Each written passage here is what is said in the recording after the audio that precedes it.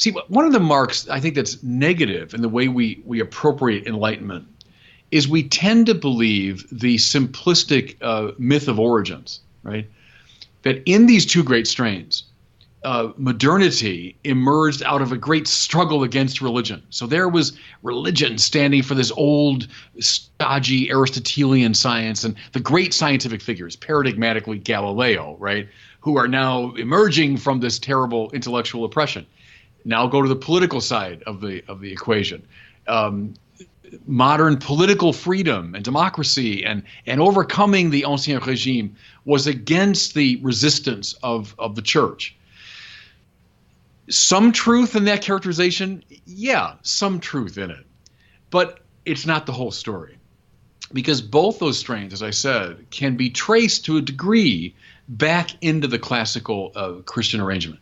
As I've often argued, you and I have talked about this, the modern sciences emerge precisely out of a Christian thought matrix. The great early scientists learned their mathematics and their astronomy and their physics precisely in church-sponsored universities.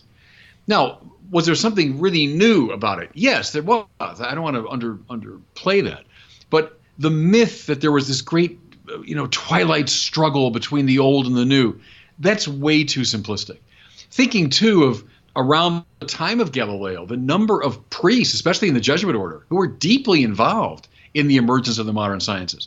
As I've often argued, too, look at almost all the major early scientific figures. They were all religious people, and not just sort of in a trivial or superficial way, but they were deeply involved in religion. So that. And just a quick remark about the political side.